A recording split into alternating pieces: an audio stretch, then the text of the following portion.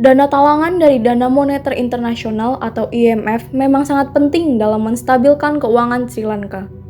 Tetapi para kritikus mengatakan bahwa negara pulau di Samudra Hindia itu perlu mengatasi kerawanan pangan dan ketidakstabilan politik terlebih dahulu. Dilansir DW, Presiden Sri Lanka Ranil Wickremesinghe yang dipilih oleh parlemen pada Rabu 20 Juli 2022 saat ini memiliki tugas besar dalam membimbing negara keluar dari krisis ekonomi. Perekonomian Pulau Samudra Hindia yang syarat utang itu runtuh setelah kehabisan uang untuk membayar makanan, bahan bakar, dan obat-obatan, dan ini memicu protes selama berbulan-bulan. Pemerintah berhutang sebanyak 51 miliar dolar Amerika Serikat dan sedang berjuang melakukan pembayaran bunga atas pinjaman tersebut, ditambah membayar pokok pinjaman. Banyak analisis menyalahkan salah urus dan korupsi selama bertahun-tahun atas krisis tersebut, termasuk pinjaman sembrono dari Cina, yang digunakan untuk mendanai proyek infrastruktur. Krisis utang diperburuk beberapa kesalahan kebijakan lainnya, termasuk pemotongan pajak dalam yang diperkenalkan hanya beberapa bulan sebelum COVID-19 melanda dan transisi mendadak ke pertanian organik yang membuat hasil panen anjlok. Penurunan besar-besaran dalam pendapatan pariwisata yang merupakan sumber devisa yang vital setelah serangan teroris Paskah pada 2019 dan selama pandemi memperburuk keadaan. Ekonomi berada di jalur untuk berkontraksi sebanyak 8% tahun ini. Sementara biaya banyak produk makanan dan bahan bakar naik 3 kali lipat dan mata uang anjlok hingga 80%.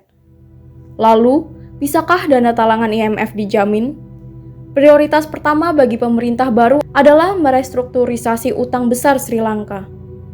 Negosiasi bailout dari Dana Moneter Internasional atau IMF sudah berlangsung, tetapi mereka akan membutuhkan restrukturisasi lebih lanjut dari pinjaman IMF yang ada, serta yang lain dari China, India, dan Jepang.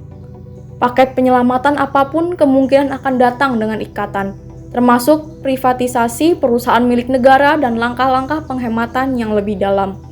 Kenyataannya adalah bahwa orang tidak dapat lagi melakukan penghematan, kata Ahlan Kadir Gamar, seorang ekonom politik di Universitas Jaffna. Ia menambahkan bahwa hampir 2/3 penduduk Sri Lanka bekerja di ekonomi informal. Kadir Gamar skeptis tentang bailout IMF, dengan mengatakan bahwa Kolombo akan berjuang untuk meningkatkan utang luar negerinya ke depan karena biaya modal akan terlalu tinggi untuk negara yang baru saja gagal bayar. Para ekonom sendiri telah meminta Wickremesinghe menggunakan pendapatan devisa Sri Lanka yang katanya berjumlah hingga 1,5 miliar dolar Amerika Serikat per bulan untuk memprioritaskan impor kebutuhan pokok seperti makanan, bahan bakar, dan obat-obatan yang masih terbatas.